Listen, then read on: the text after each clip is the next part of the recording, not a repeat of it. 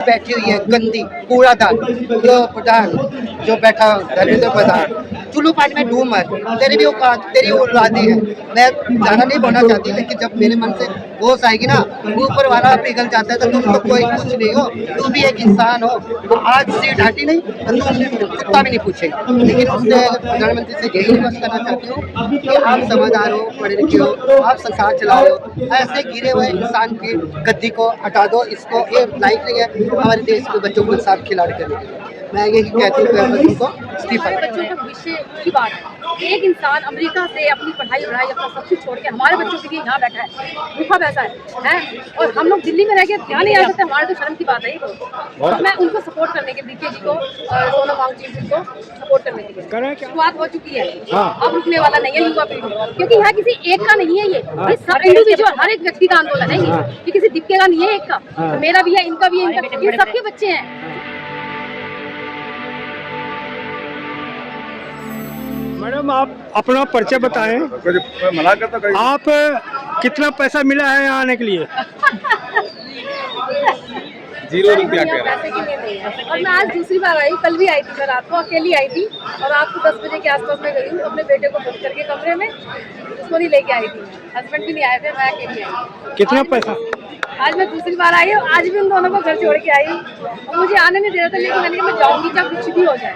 क्यों आना हुआ आपका यहाँ पर? ये हमारे बच्चों का भविष्य की बात है। एक इंसान अमेरिका से अपनी पढ़ाई अपना सब कुछ छोड़ के हमारे बच्चों के लिए यहाँ बैठा है, भूखा पैसा है और हम लोग दिल्ली में रह के यहाँ नहीं आ सकते। हमारे तो शर्म की बात है। तो मैं उनको सपोर्ट करने के डीके जी को और सोनम वांगचुक जी को सपोर्ट करने के लिए कह रहे हैं कि आप लोगों को गुमराह किया जा रहा है। नहीं सर, ऐसा नहीं है। हमें किसी ने इनवाइट थोड़ा है कि हम तो अपनी मर्जी से आए हैं, हम तो अपनी मर्जी से आए। इनको तो पता ही नहीं, घर वालों को ये आई है कि नहीं आई, ना हस्बैंड को पता ना बच्चों को पता, लेकिन इसका मन था मैं आऊँगी, आना है। तो झूठ बोल के आई ना घर से? लेकिन आना था, नहीं आने देते। क्यों? उनको समझाओ ना। हाँ, कुछ लोग नहीं समझते सर, जितना मर्जी समझाओ। तो हो सकता है कि आप भटक गए हो, इसलिए आपको रोक रहे होंगे। हम कोई अनपढ़ गवार थोड़ी ना सर, बीएड कर रही हूँ, टीचर हूँ, हमें भटकाना इतना आसान नहीं है। भटके को रास्ता दिखाते हैं। अच्छा, क्या चीज आपको यहाँ पे आने पे अच्छा लग रहा? करें आता ये दहशतगर्द लोग हैं ये? नहीं सर, बिल्कुल नहीं। यहाँ पे तो भाईचारा इंसानियत का इतना अच्छा रूप दिखाया गया है, शांतिपूर्ण अपनी बात को कहने का। जिन लोगों ने अपनी बात कभी कही नहीं, यहाँ उनको वो मंच मिला है बोलने के लिए। कितने सालों से जिनके मन में बातें थी, वो आज अपनी बातें खोल रहे हैं। मैं 2015 में मैंने BSSB का ग्रेड 2 का एग्जाम दिया था और वो लीक हो गया था और वो पेपर कैंसिल हो गया। फिर 2023 में नोटिफिकेशन आया कि आप लोग दोबारा पेपर दो। फिर मैंने 1 साल तैयारी की, फिर वो पेपर बंद। आज तक वो पेपर हुआ ही नहीं और मेरी एज ओवर हो गई। आज मैं फिर वहीं की वहीं। तो मुझे इस चीज़ का बहुत मलाल है, इसलिए मैं इन लोगों को सपोर्ट करने आई हूँ कि कल को हमारे बच्चों के साथ ऐसा नहीं।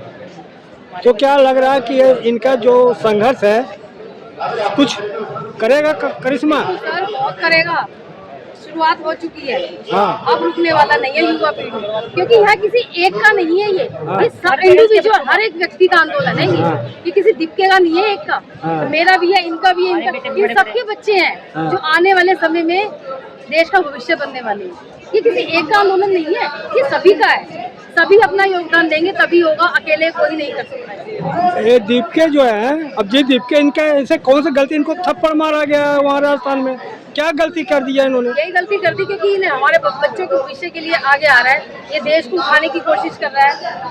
धर्मेंद्र प्रधान का इस्तीफा मांग रहा है। अच्छे काम करने वालों को तो सर कभी कभी थप्पड़ पड़ते ही है। अच्छा, केजरीवाल को भी एक टाइम में पड़े थे।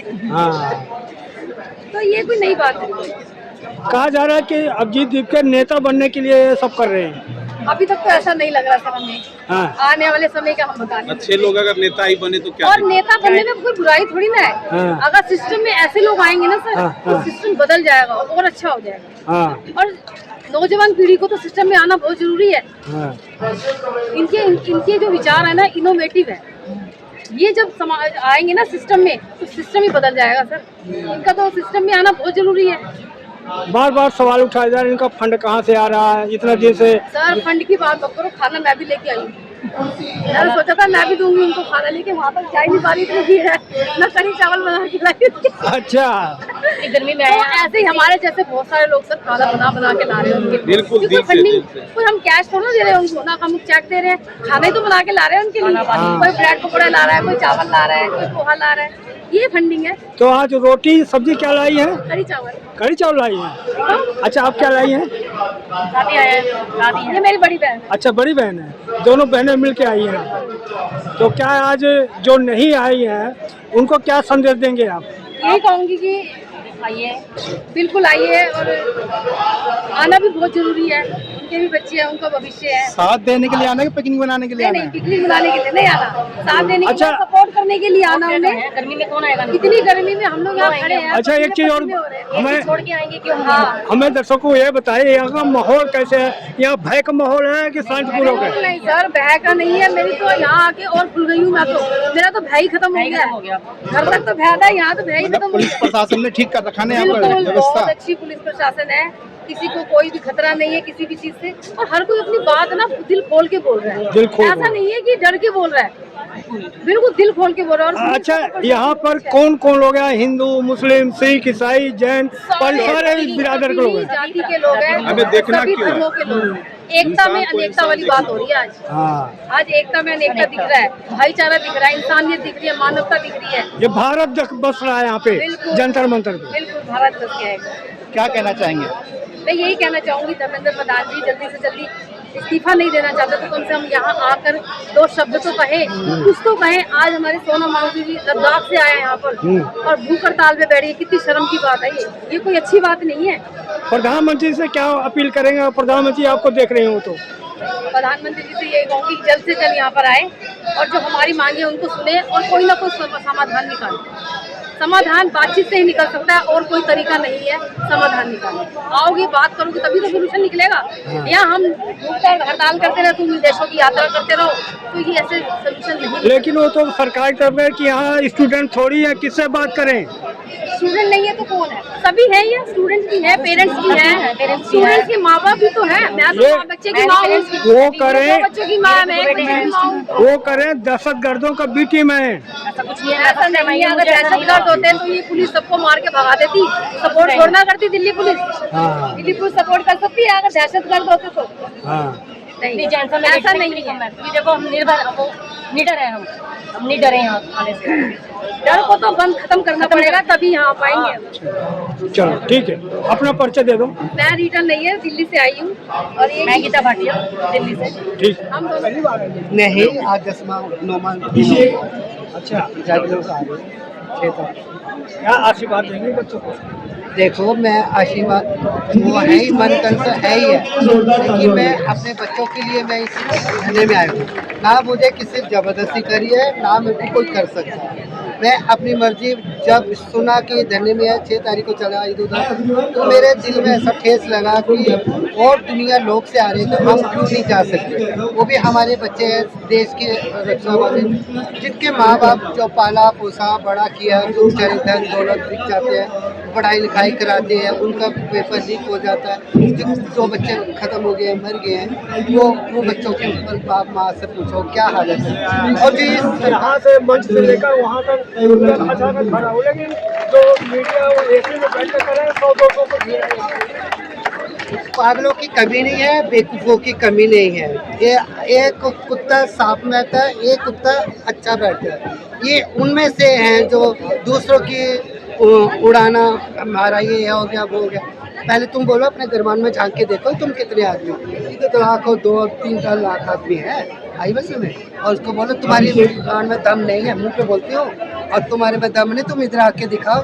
ये मीडिया वाले जो भी उसमें कर रहे हैं, यहाँ क्यों नहीं आ रहे? क्या ये बच्चे में उनकी फटती है, डरते हैं साले कहीं हमारे कोई ना पीट दे। आई बस में वो इसीलिए डरते हैं, वो टीवी से बैठ के मीडिया में अपनी कहानी बताते हैं। क्या इनको बच्चों को जीत मिलेगी? पक्का मिलेगी। हम बैठे हैं, ऊपर वाला बैठा है, इंसाफ करेगा, क्यों नहीं जीतेगा?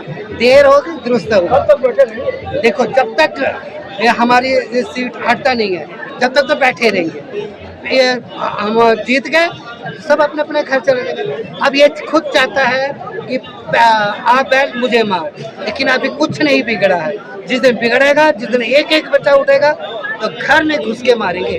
अभी जंतर मंतर में यही हमारा धरना है, यही घर है और जीत के ही दिखा। तो अब जीत को पहली जीत मिल गई। अब 5 बजे बाद सीटी बजा दी थी पुलिस। अब देखो बच्चे सीटी कोई नहीं बजेगा, कुछ नहीं है। इतनी अभी सरकार, इतने पुलिस वाले भी इतने बेवकूफ़ नहीं है, वो भी मेहनत करते हैं, पढ़ाई करते हैं, बच्चे आते हैं, पुलिस में आते हैं, उनको भी पता है कि हमने क्या करना है। आप लोग कानून का पालन कर रहे हैं ना? जरूर, कानून सादा से, सिंपल से, कोई लड़ाई झगड़ा नहीं, किसी के ऊपर उंगली उठाना नहीं। हम अपनी सरकार पे उंगली भी नहीं उठाना चाहते हैं, लेकिन क्या है, खुद करवा रही है। लेकिन मोदी सरकार से मेरी यही गुजारिश है कि इनको, धर्मेंद्र को सीटी पर